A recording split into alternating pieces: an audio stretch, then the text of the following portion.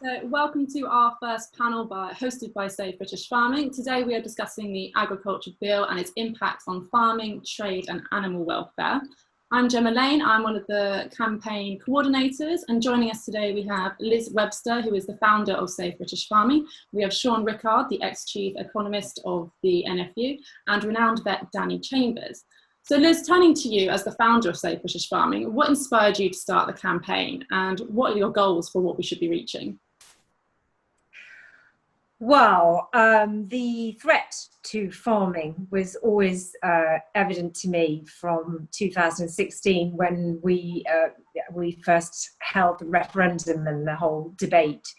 And obviously Brexit won, and I always felt that it meant that agriculture was going to be the sacrificial lamb of Brexit. So we've gone through, many years of debate. And I would have liked, in fact, I would have preferred to be wrong and discovered that Brexit was going to cause a boom in agriculture. But unfortunately, I was right. So when the Agriculture Bill went through the House of Commons recently and Neil Parish's amendment failed to pass, which would have protected us from lower standard imports coming in, it became clear that we needed to do something to raise this issue amongst the public. So I want to transfer the anxieties within the agricultural community to the wider public so that people become aware that there's going to be horrific changes to their food and their countryside. Okay, great. I'd just like to quickly say thank you to all the volunteers and support in this campaign. Séan, would you be able to explain for us normal non-farmer people out there what the Agriculture Bill is and how it's going to affect the agriculture industry and ourselves as a general public? Okay, essentially the Agricultural Bill is replacing the Common Agricultural Policy, which was a necessary condition for leaving the EU, and the government have taken the opportunity in the Agricultural Bill essentially to remove direct payments to farmers, albeit over 5 years or so, and to replace them with payments for so-called public goods. I think that a careful reading of the Agricultural Bill displays another intention. As far as the government is concerned, because they are preparing to import far more of our food, because they are preparing to shrink the agricultural industry, really the Agricultural Bill might better be described as a land management bill. They rather belatedly added some stuff on food security and supply chains under pressure from the NFU, but what they added was almost laughable.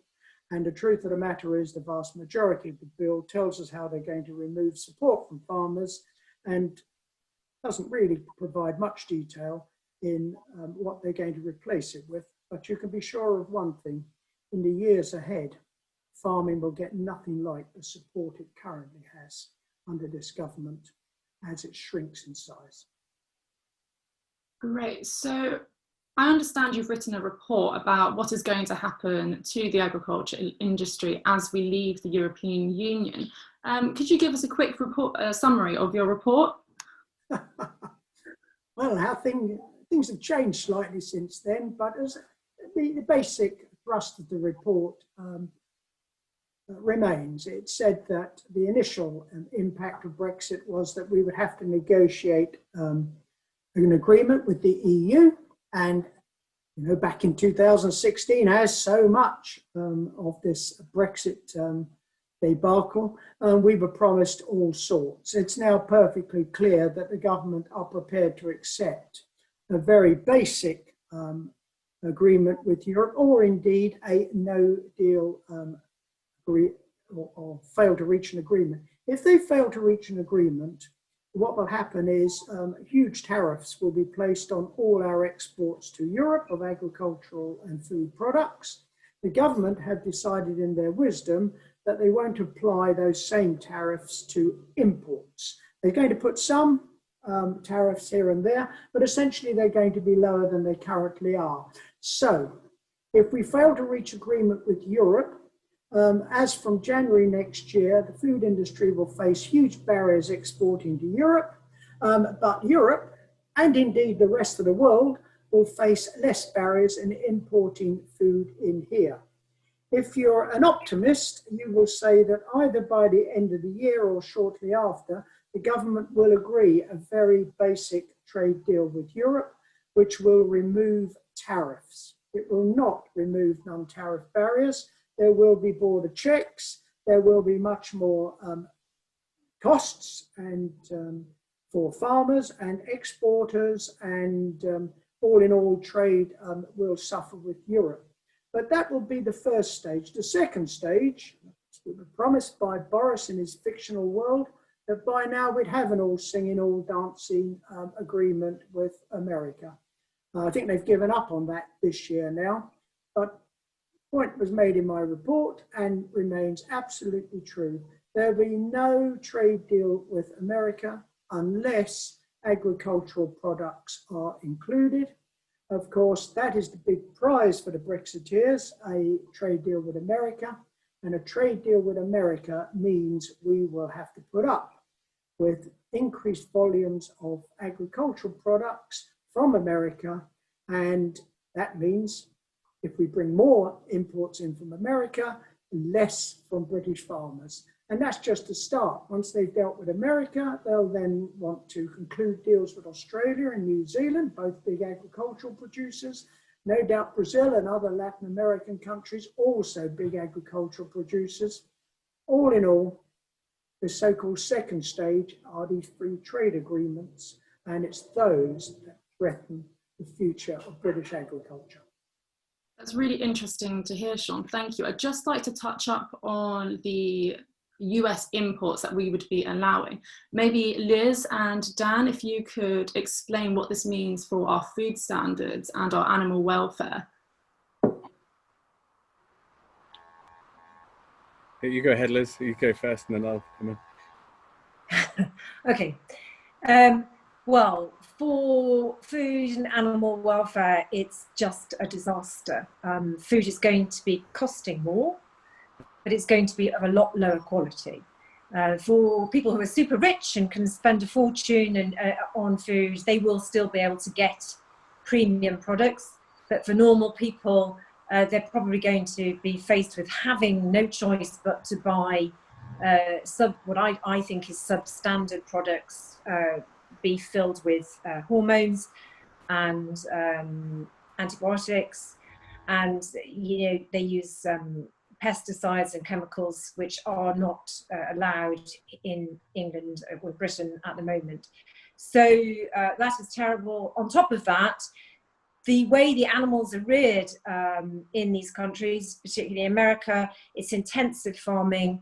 We have cattle here on this farm, and they're in the summer they have a fantastic life roaming around the farm from field to field, eating grass and having a great life. In America, they're reared in feedlots, and it's all to do with making their lives as short as possible from when they're born to when they're slaughtered to get the maximum amount of profits. So to make that happen, they have a lot of them in feedlots. They intensively feed them. They stimulate their growth with hormones. And then because they're all in close proximity, they have to constantly give them antibiotics because they're constantly catching bugs. So it means really going massively backwards to a form of animal welfare, which we abandoned many, many years ago. And add to that, the food miles will be increased, and also the loss of food security for us. If there's a climate event, it means that we are relying on another continent to feed us, which is a long way from us, and that doesn't sit comfortably with me. So all in all, for ordinary people and for farmers, this deal is really, really bad. This change is not good for Britain, in my view. I'll let Danny go on now. Yeah, so there's three things that I'm really concerned about, and I've been talking about for a couple of years now. And it's number one, as a vet, I think it's a real shame that I think it's despicable actually that the government or the Conservative MPs wouldn't vote to maintain our current animal welfare standards. I know lots of vets and farmers are really worried about this, but also the general public. I mean, we're proud that we do have one of the highest welfare standards in the world, and to have those not maintained in law is there's no benefit to that whatsoever.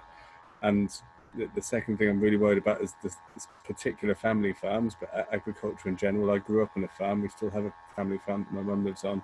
You know, it's going to really struggle if we have to compete with cheaper substandard imports from the USA. And I also am very passionate about environmental issues, and climate change being a bigger subject than Brexit ever was. It's going to impact people's lives massively. It's a World Health Organization says it's the biggest health challenge facing the 21st century, and simply importing food over a greater distance is bad for the environment, but also food that's produced in very environmentally damaging ways compared with the UK. So I can see absolutely no benefit to these trade deals whatsoever. And what I find even more frustrating is the lack of integrity. Now, the Conservative Party manifesto promised to maintain animal welfare and farming and food production standards when they stood in the 2019 general election, and then they vote against maintaining them, which is literally doing the opposite of what they promised to do in a general election. So people who voted in good faith when MPs told them that we will look after farming, we'll look after the family farms, we'll look after our animal welfare standards and our environmental standards, are actually being done a huge disservice and being betrayed.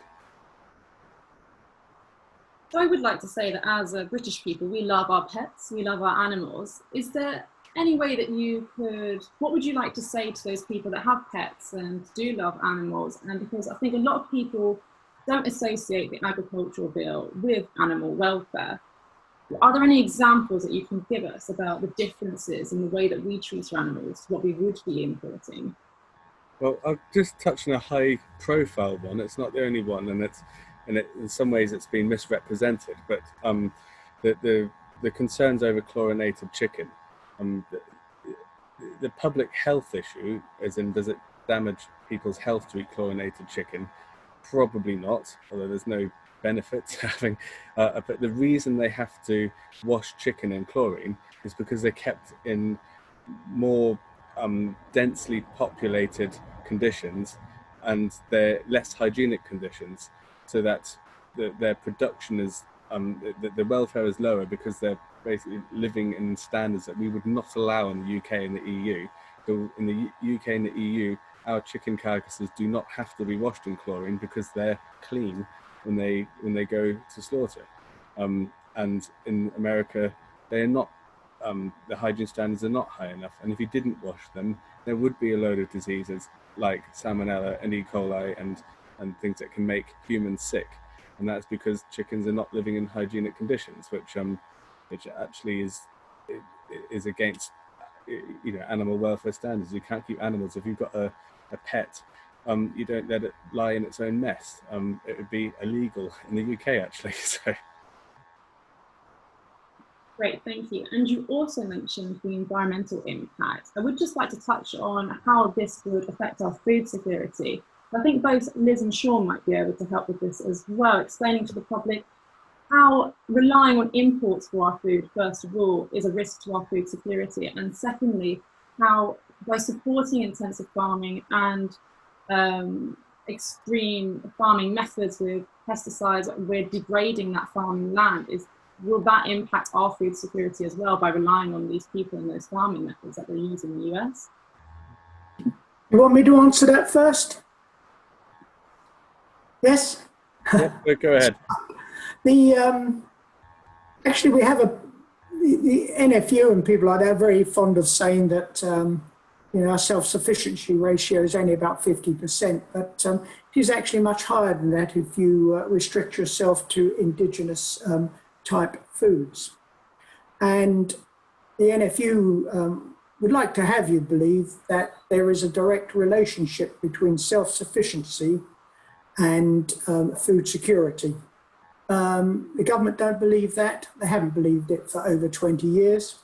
And indeed, if you read the agricultural bill, having been put under pressure by the NFU to include something on food security, the first bullet point under that heading in the agricultural bill is we will look on global markets. The government has long believed that food security comes down to the country's ability to access food if it needs to. And the truth of the matter is we're a relatively rich country. The government can't conceive of a time when it won't be amongst the first in the queue if it ever needs to import more foods. And if you've been banging on about this for some years, it makes no headway with the government. You know, I can't get this across strongly enough. The government have made a decision on Brexit, which I bitterly regret. The government know in their heart that a Brexit has to involve a trade deal with America, otherwise they look complete idiots. And they know that in doing a trade deal with America, agriculture is going to be sacrificed. That's been in all the ERG's briefing papers since the start of this. In fact, they used the words agriculture will be decimated. All we've got muddled up with is Gove coming along, very clever politician Gove, offering money to the NFU on the grounds of public goods, put them on the back foot, threw them off balance, and 2 years later, when they suddenly woke up to the reality of it was all too late. What this comes down to is either you're going to persuade the government to effectively give up on an American trade deal, or you're just going to have to take it on the chin. You can't really argue about food security because it's not what the government believe, or indeed any world experts. It's your access to food that matters. You can certainly hit the point about standards, but under WTO trade rules and indeed sort of deal we would have to do with America, we're not in a strong position. We're not like Europe. We can't stand up to them.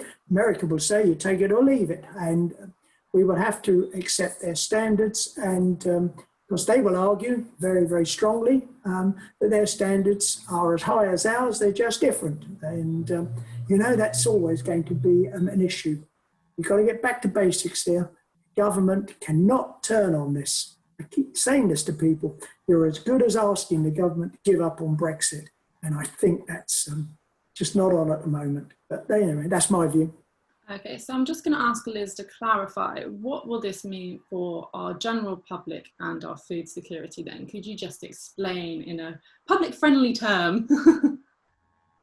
Okay, well, food security, what is the whole reason that food security became a hot issue was during the last war, particularly when food supplies, we repealed the Corn Laws back in 1846, I think it was, and we went to rely on more on food imports. And then when we had 2 world wars, you know, we then realised that actually we needed what you call food security. So to make sure that you still have some food made at home that you can rely on if your food imports are interrupted. So I know from attending the DEFRA consultation that this government now no longer sees food security as a public good. So they believe that food can always be provided by the market. So, and to date, that is true. We haven't had any food shortages, apart from obviously the COVID interruption, since the 1970s. So if one is to assume that food is always going to be produced as it has been in the past, then there might not be too much to worry about in terms of, amounts of food that will be available to the public. But as we come back to climate change, and also, geopolitical instability, which is rising, which could mean there's war, and that then would interrupt food imports. So those 2 issues really concern me, because if the food can't come into the country, or if there's a failure in harvests in, say, America and Ukraine, and there's suddenly a global food shortage, They're not going to say, oh dear, we better go and feed those poor little Brits over there. You know, they're going to feed their own people first. And that makes me feel deeply uncomfortable, the thought of being hungry. And yes, okay, in Europe, we haven't seen a famine since the Irish potato famine, I think, or in this side of Europe. But it does happen. It's happening in Zimbabwe, which used to be the breadbasket of Africa because of political choices. You know, they are facing huge food shortages.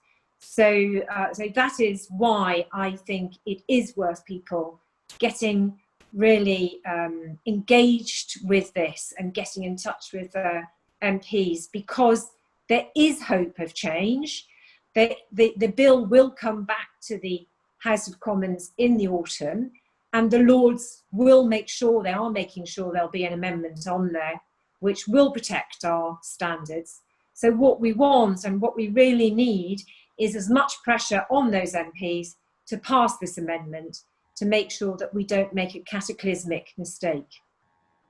Can I just come in on food security as well? I think there's so much complexity in every industry to try and understand the entire challenges that sort of Brexit is posing. And so I can speak from the veterinary point of view, and 95% of vets who work in public health, which includes in abattoirs and a lot of government vets, they are EU nationals. We're already short of vets. As a profession in general, last year 55% of new vets who registered were EU nationals, and 45 were graduating from UK vet schools. So the Royal College of Veterinary Surgeons, which is a regulatory body, an apolitical organisation, has warned the government that in the case of a no-deal Brexit, we do not know how we can maintain animal welfare and public health standards. We don't know how we're going to do it at the moment. We're working towards how we will do it, but this has been a warning in place, you know, for years now. The British Veterinary Association has said the same thing. Now, this might sound like a very niche issue, but actually, you know, if you've got 95% of vets being EU nationals working in abattoirs, and that's actually impacts firstly farmers selling their products. It impacts, you know, on the food manufacturing chain, food manufacturers as well, and export certificates. And Sean worried about the amount of extra, in the event of a no-deal Brexit, the amount of extra paperwork that's going to be needed to export animal products into the EU. Well, we're short of vets already, and it's going to go up by approximately 315%. So that is purely the problems that the veterinary-specific part of agriculture are going to face with Brexit, not taking into account the issues of, you know, the haulage industry. The whole, there's too much to go into, isn't it? But when you go into any specific part of agriculture, it's going to be a massive, massive challenge. It's really interesting. Sean, do you have any comments on the specific impacts on farmers? So, for example, we've just touched on the animal aspect and how vets will make an impact on animal production. Can we see anything else from this trade bill that is going to impact them directly? I think the major impact for British farmers across the board, but more so in some sectors, is that they are going to face lower prices in the future. That will be the result of more imports. At the same time, they've had their direct payments taken away. And at the same time, although the government has promised the same amount of money for this length of this parliament, it won't come in the form that it's like a handout for a payment. They'll be given money for public goods. They'll have to incur costs for that. So the benefit to the farm business will be nothing like the level of support they used to have.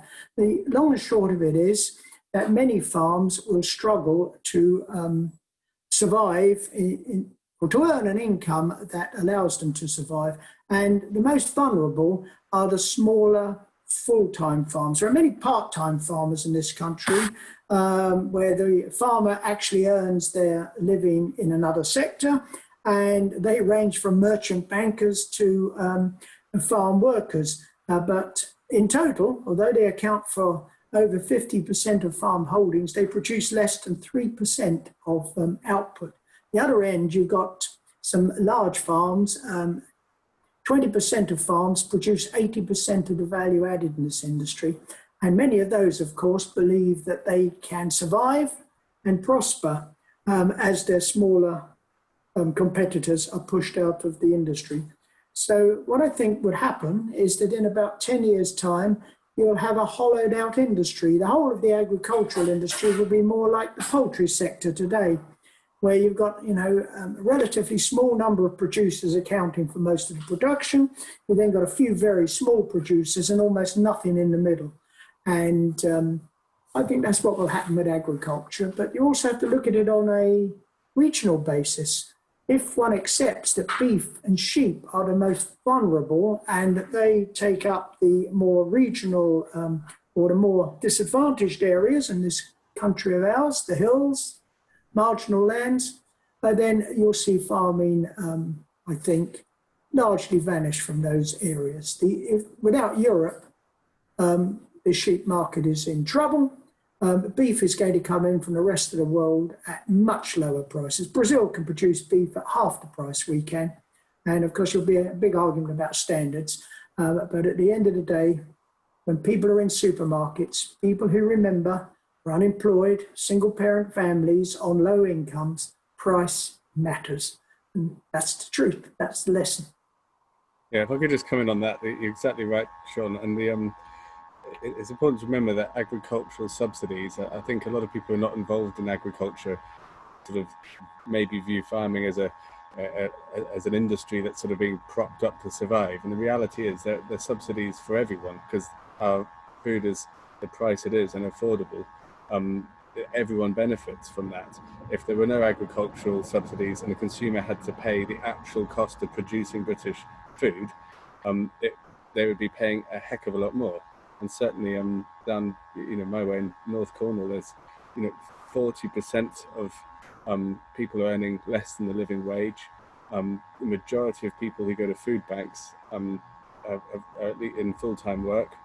If food prices go up, then people aren't going to be able to afford to buy British food. They'll have to buy the cheap imports, because the bottom line really does matter to a lot of people.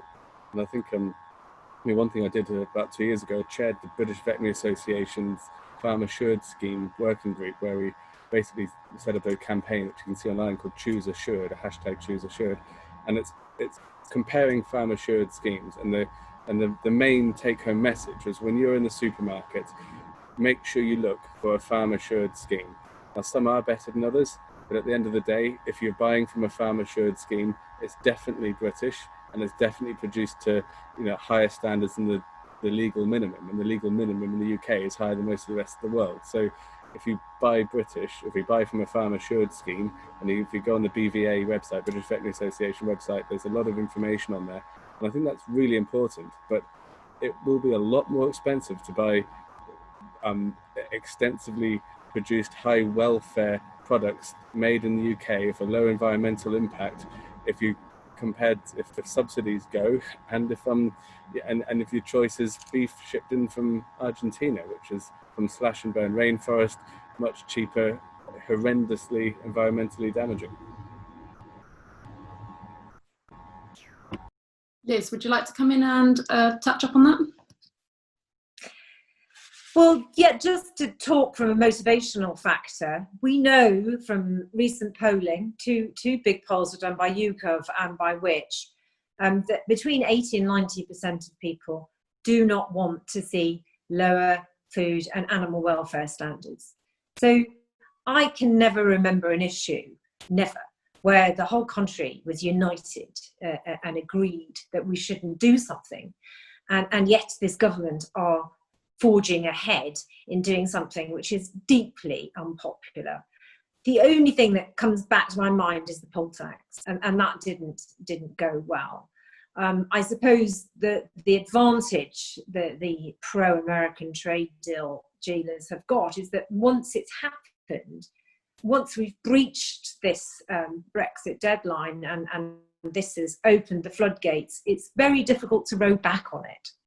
So that's why I formed this campaign, because I want to say to all of the people out there, farmers and anyone in any industry, anyone who cares about health, about food, about animals, and again, you know, we haven't even touched on the veterinary, pharmaceutical and the human pharmaceutical problems with this, which is another whole, you know, category to discuss. People need to get involved and start some activism, because we will not change anything unless the public let the politicians know that they don't want it. And, you know, I think in many ways we are confirming the reality of what we face, as, you know, we've got experts here who know what they're talking about. And so we're saying to people, get up, do something. You have the power. We can try and motivate you and instruct you, but unless we all join hands and unite and say no to this government, then we face the very worst situation of becoming a kind of 51st state of America, but a very, very much last in the queue one, which will see the huge gap between wealth and poverty increase at a rapid rate. I think as well, for clarity of message, you know, this is, we all need to be contacting the MPs and lobbying the government and showing the strength of feeling on this. But at the end of the day, all we are asking is that they keep their manifesto pledge that they won a huge majority on only back about 6 months ago, 7-8 months ago now, is it? So they won a landslide general election, promising is a very small manifesto. There wasn't much in it, and one of the promises was that we'd maintain our current animal welfare standards, our food standards, our environmental standards. And at the moment, this agricultural bill does not protect any of those things. So the campaign is basically to ask the Conservative MPs who only just got elected to keep their promise. That's great. It's really important to highlight that. Liz, could you explain what Save British Farming are doing with the future of the campaign, and how farmers can get involved and the general public, anyone that wants to help? Okay, so we did our demo a few weeks ago in London, which was a great success, and we know we were noticed, and certainly the politicians noticed us, which is brilliant. So now we've been busy designing and getting banners and posters ready, and they are being launched this weekend, and they will be available for farms and for the general public to put up in their gardens and on their farms, in gates, in fields. What I would love to achieve is making Britain look as though there's an election going on, apart from there's only one person in the election, and it's the 80% of us who don't want to lower our standards. So we want to see the red posters, and I'd like to see them absolutely everywhere. So we don't have enough money to fund these for free, so we are asking people to pay for them. If there's someone out there who's prepared to make significant donations, then we will be putting those through to the printers to subsidise these banners so they become cheaper for people to buy. So that's the first thing that we're doing now, as we're all busy with harvest. Then as we go into September, we are planning a regional demonstration, coordinated. So because it's very difficult to get tractors to London en masse, particularly if you live in Scotland or Cornwall at the furthest areas, and with a pandemic raging. So we are going to be collecting in local cattle markets, and then doing a drive around the local towns, and then that will culminate back at the cattle market, where we hope to have some keynote speakers to talk to people regionally about you know, what we face, and to try and get more support, and to educate the public more about what's going on. So that will be the next stage, and then we will really be bringing pressure to bear on Parliament. And we don't know the exact timing of the bill, so we will be following that as we go along. Then, in addition to that, on our website, we have a letter writing facility, and it is up there now. It is live. You can go on there, put in your postcode, and we've written out a standard letter. I would urge people to put their own little personal thing in there, because it does help if the MPs are not having absolute identical letters. But if you haven't got time to do it, it's best to send something. So we want you to email your MPs, but also write to your MPs, because we all know that having a letter through the mail is not so common these days, so they're more likely to read it. And make an appointment with your MP, ring them up and ask them questions, put pressure on them. So all of those things, as well as, I think it's worthwhile getting in touch with the local Conservative associations if you've got a Conservative MP, and ask them if they're pressurising their candidate to vote for this, to uphold their manifesto pledge, because they're going to be under threat of not winning next election unless they do deliver on their manifesto pledges. So all of those things farmers can do, and the public can do. There's also a facility on the website to register with us for updates, newsletters, and anything else that comes through. Farmers, get in touch with us if you want to attend one of our Zoom. We're going to be doing these Zoom things regularly, a bit like I kind of see ourselves as the alternative NFU in many ways. So if you want to join one of our panels and talk about your farm and why you're worried about what we face, fantastic, get in touch with us. And if anyone wants to donate to our campaign, that will be very gratefully received. Thank you. Thank you, Liz. Is there anything else anyone would like to add? This was a general panel. We are going to have, as Liz said, future panels going in specific details of animal welfare, if that's what you're interested in, food standards, the effect on public health, effect on specific farmer livelihoods, effect on trade. So please do stay in touch on the website, follow us on all the medias, and if anyone else has any final things they'd like to say. No? Silence? Great. Well, I'd just like to say thank you for everyone. I think Liz, did you want to say something then? Sorry. Just, I can't believe that Sean hasn't got anything to say. Well, I was going to say, but thought perhaps wasn't appropriate. You're silent on the impact of a shrinking agricultural sector on our largest manufacturing sector, namely food. I think they rely on British agriculture for about 70% of their raw materials. And you're putting at risk many food businesses as well as farm businesses by this policy. But,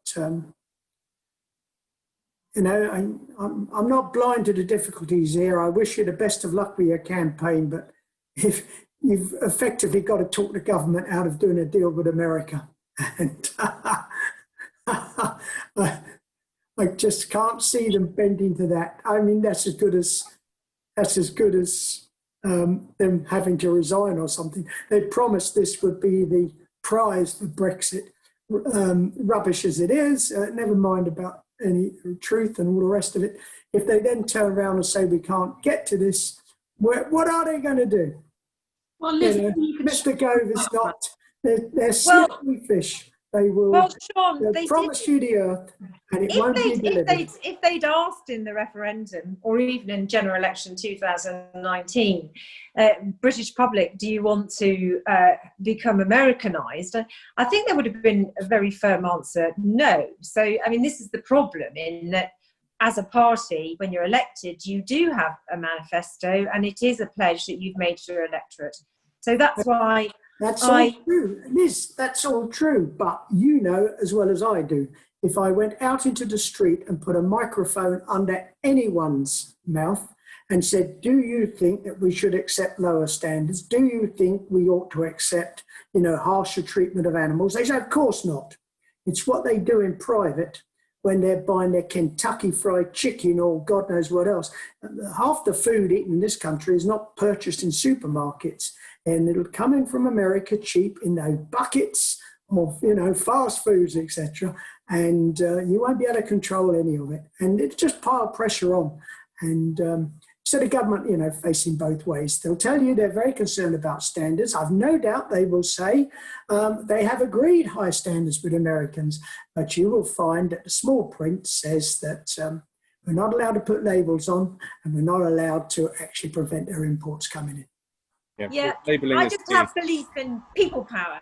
But yeah, let Danny say something. No, you're completely right. Labeling is key, isn't it? And if we already struggle with you know, clear labeling of food produce, and you know, sometimes labeling will be, say, product of the UK when it's actually the meat was produced somewhere else and it's packed in the UK, and we can't differentiate between meat that's been stunned before slaughter or not stunned before slaughter.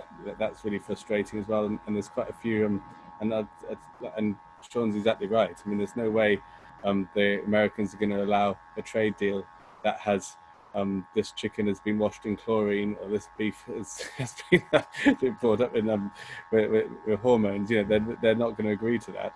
And at the very least, you know, I understand where Sean's pessimism is coming from, and you know, at the moment the focus is to do our very best to ensure the public understand exactly what's going on, because I really hope that that at the very least we can expose the dishonesty of what is being projected to the public.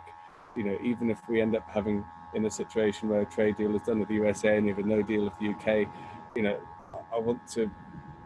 it really frustrates me that politicians and the government seem to manage to sort of avoid responsibility for any of this. So the next general election, everyone will know that they not only didn't deliver what they promised, but they did the exact opposite of what they promised. And remember, we had an oven-ready Brexit deal, But what, if we're now getting a no deal, that is the opposite of what they promised. They promised to maintain animal welfare standards, farming standards, and environmental standards. If they then reduce them, that is the opposite of what they promised. You know, why would any of them get elected again? But Danny, just take a look at another area. You've got a prime minister who's prepared to stand and say that he has a world-class tracking system. He's made a great success of COVID-19. Boris and the Truth, you know, they just don't go together, and he gets away with it. You know, he comes up with this mishmash of great opportunities, and you know, you can see the way the government are going. They're worried about this standards thing, so they, in quotes, have set up these this commission. Yeah. And nothing legally binding, advisory only. Of course not. And the interesting, maybe you should take some comfort from it, because by all accounts, what Liz Truss wanted to do was to, for God knows why, that just shows how stupid the woman is. She wanted to offer the Americans 0 tariffs on their imports here before we'd even concluded a trade deal. And that was slapped back. But you see the way the mind is working of the Brexiteers. It's, you know, got to do a trade deal with America no matter what. Yeah. But they were like that with the poll tax, and we did get change. I think it could be important to note that this campaign is about education, as Danny said, and it's also about applying the pressure. I think Liz has been in contact with all sorts of people. Could you shed some light about there is hope that we could get this legislation changed? Do you think it's possible? Yeah, I've spoken to Lord Tyler, who's been working in the Lords Committee on the Agricultural Bill, and he is of the view that there is hope that we could put enough pressure on enough. We only actually, 21 MPs voted for the Parish Amendment from the Conservative Party. So we only actually need another 20 MPs to join that group. So it is possible, which is why, you know, this pressure at a local level is really, really important. And I've been in touch with some associations in Wales, some farming associations. There, you know, for Welsh farming, it's much worse than for us in England. So they are very active and putting on a lot of pressure. They've got a couple of Conservative MPs who are in what they disclose the red wall seats. So, you know, those seats possibly are movable, particularly if pressure is brought to bear on the local Conservative Association as well as the MPs. But yeah, I mean, if the public continue to be apathetic about this, then absolutely they're embracing this reality of the loss of our food and the loss of our countryside. You know, it will change dramatically, and the loss of our public health. So all of those things I think are worth fighting for. So I'm going to give it all I've got. And even if it happens, I'll still continue to fight it to bring change, because I just don't believe it's right for Britain. It is a fairly modest aim, isn't it? What you're trying to do is get 21 Conservative MPs to vote to keep their manifesto promise. Only 21 of them. So if you can get 21 of them just to say they'll do what they promised to do at the general election, you can do it. Exactly. Are there 21 of them? Well, we'll soon find out, won't we? We need you all. We need you all, though, people, with your general public, farmers, food suppliers, animal lovers. We need you all. Well, it is. I mean, it comes back to the opposite thing again. Brexit was supposedly, and most people I know that voted Brexit were doing it to support Britain and everything that's British. But in reality, it's ending up that it's all about America. So there we go. Well, it was wonderful speaking to you all. There are so many things that we could go into further detail on, and we just don't have the time in a first panel. But hopefully you all come back for more and we can do it again. Very good. Thanks for having me on. That was a very interesting discussion. Thanks. Yeah, perhaps next time I'll find out why I didn't get in the first time. I've got no idea why. It's the first time it's happened in many Zoom meetings. Anyway, all the best, Liz. I wish you the best of luck. Thanks, Sean. Thanks for your support. Thanks, Danny. Thanks, Cheers. Gemma. Bye then. Take care. Have a good weekend. Bye.